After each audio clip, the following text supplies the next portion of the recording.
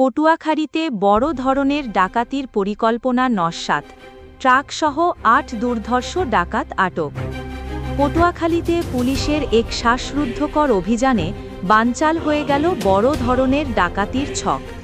গোপন সংবাদের ভিত্তিতে অভিযান চালিয়ে একটি ট্রাকসহ ৮ জন সক্রিয় আন্তজেলা ডাকাতকে আটক করেছে পটুয়াখালী সদর থানা পুলিশ।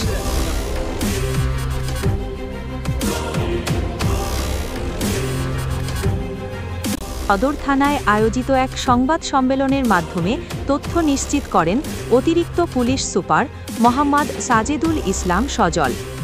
সংবাদ সম্মেলনে জানানো হয়, গোপন সংবাদের পৌরসভার শ্মশানঘাট সংলগ্ন পিডিএস মাঠের সামনের রাস্তায় অভিযান পরিচালনা করা হয়। এ সময়ে ডাকাতির প্রস্তুতিকালে তাদের আটক করা হয়। আটককৃত ব্যক্তিরা হলেন মোহাম্মদ হারুন ৩০, মোহাম্মদ মনির হাওলাদার ৩২, মোহাম্মদ জাহাঙ্গীর আলম ৩০, মোহাম্মদ মোস্তফা হাওলাদার ৩৭, মোহাম্মদ সুমন তালুকদার, মোহাম্মদ ওয়াসিম ৩৫ এবং মোহাম্মদ রনি চৌকিদার ২৬। এই চক্রের সাথে আরও কেউ জড়িত আছে কিনা তা খতিয়ে দেখা হচ্ছে ও আটককৃতদের বিরুদ্ধে আইনানুগ ব্যবস্থা গ্রহণের প্রক্রিয়া চলছে।